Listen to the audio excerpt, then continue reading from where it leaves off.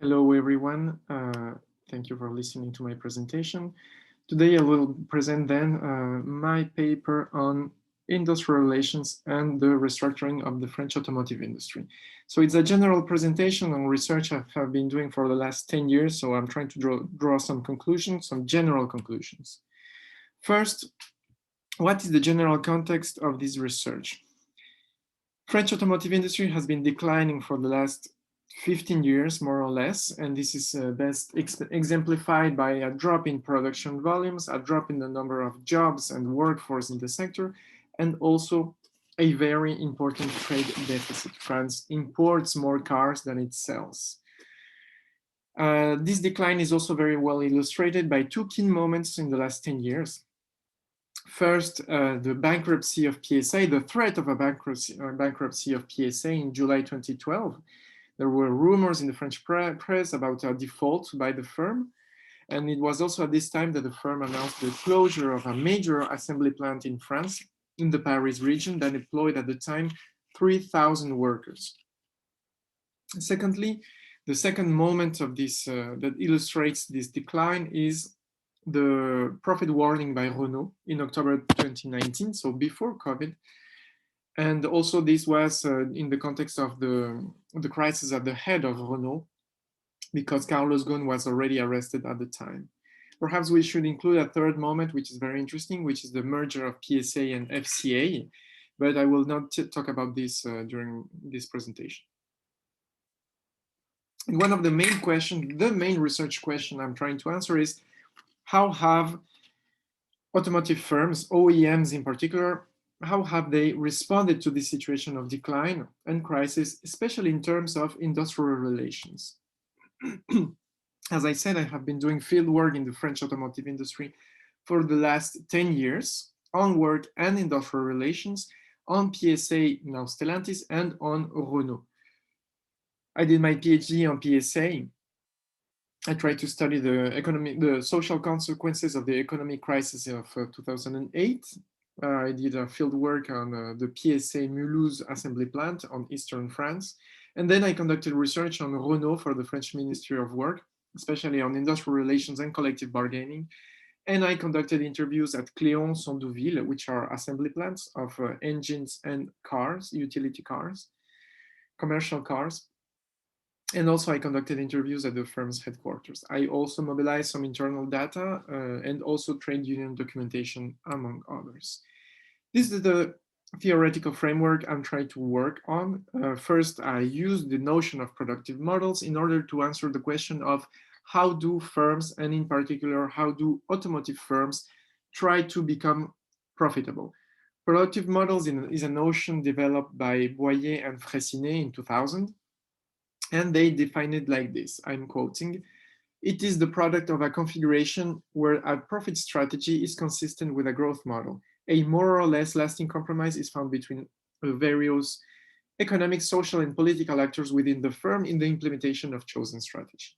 And for them, a productive model has three components: a product strategy, a work organization, and also labor relations, which include, of course, industrial relations. And the second framework notion I'm trying to develop is the one of trajectory of industrial relations. And here I build on Baccaro and Howell, who talk about a neoliberal trajectory of industrial relations in Europe since the 1970s. And for them, this trajectory consists of liberalization, which means a greater discretion power for the employers, for example, in determining working conditions, wages, work time, etc., and also employee representation, by the way. So I will talk now about the decline of the French automotive industry. And this decline is due to at least two factors, according to existing literature. First, competition from Germany on premium vehicles, on the segment of premium vehicles. French manufacturers have been progressively, which are generalist manufacturers, have been progressively marginalized in different segments, especially in premium segments, between 2001 and 2017. As you can see, minus 30% for Peugeot, minus 30% for Renault, etc. And also the second factor is the competition from low-cost countries in low-cost segments, and also the relocation of production of these low-cost production to low-cost countries. For example, production of French manufacturers has shifted from Italy, Spain, Southern Europe in general, to and also France, to Eastern Europe, Turkey, and now more and more also Maghreb, with new plants being built in 2012 in Morocco, and the second one built in 2019 also in Morocco, I think.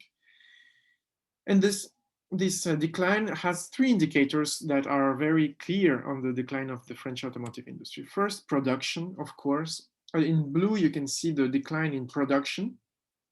And in green, you can see the stagnation, the stagnation, yes, exactly, the stagnation of sales.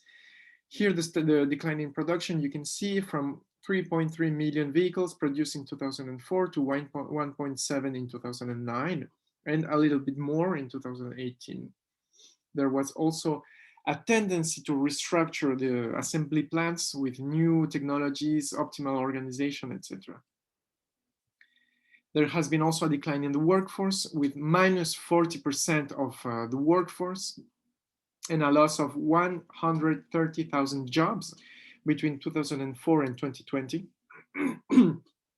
This is explained by this decline in volumes. As you know, the automotive industry is a labor-intensive industry, especially in some operations as assembly.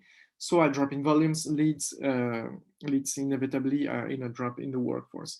And also there has been productivity gains with capital labor substitution, new organizational innovations such as Toyotism, but more recently, other organizational innovations such as modular production, and now more and more 4.0 technologies.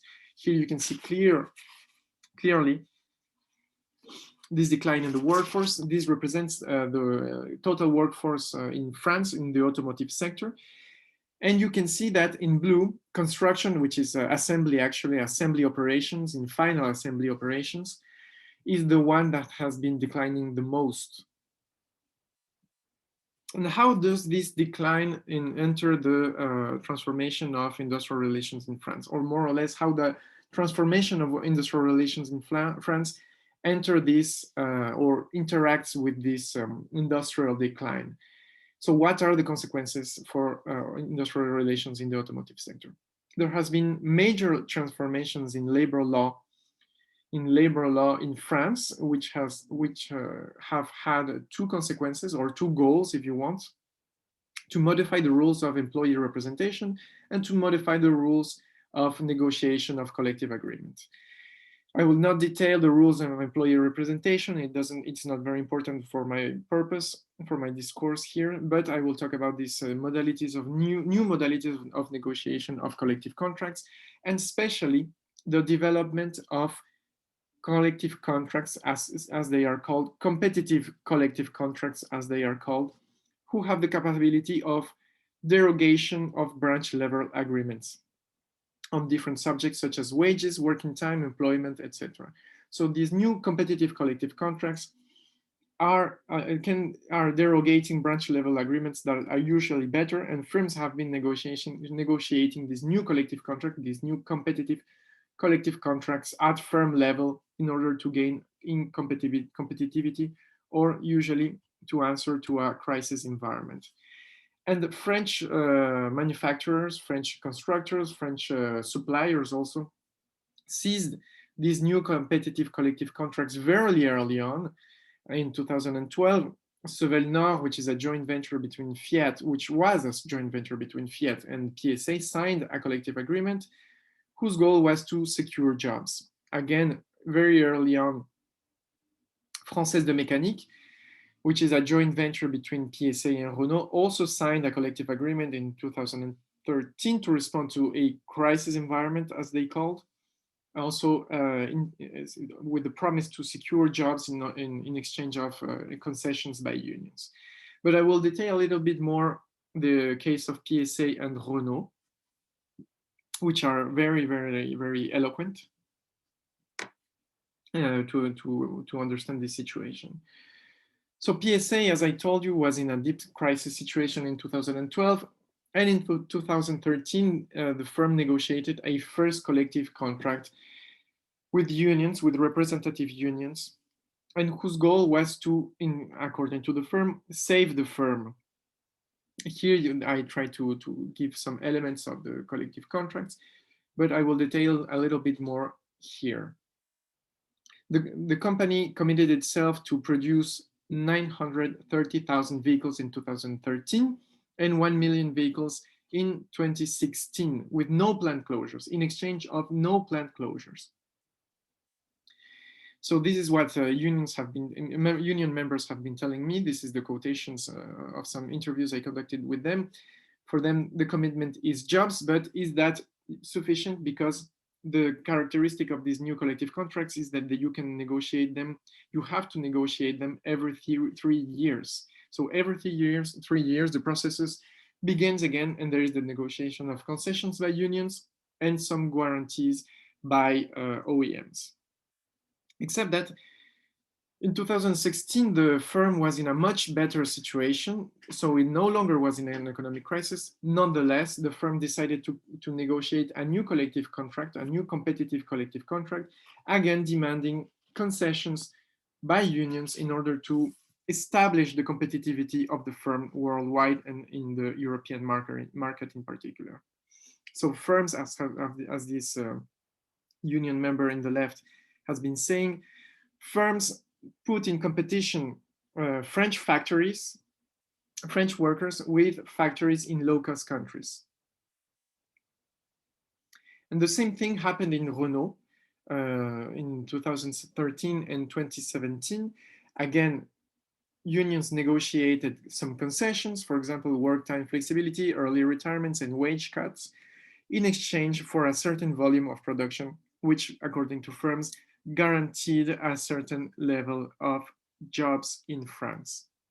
Again, in 2017, the situation of the firm was much better, but nonetheless, the firm decided to negotiate a new collective contract that went in the same direction, demanding concessions by unions and promising to maintain jobs in France. This is a little bit more detailed here. The promise was of 710,000 vehicles per year in exchange of flexibility in working hours, earlier retirement plans, etc., etc.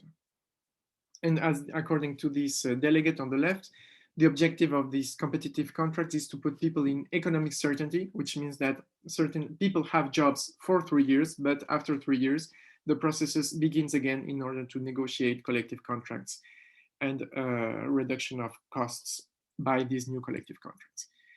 The situation was similar in 2017, except that in 2017, the firm was in expansion, according to the plans of Carlos Ghosn at the time, before he was arrested, who had at the time the ambition to make Renault one of the major constructors worldwide.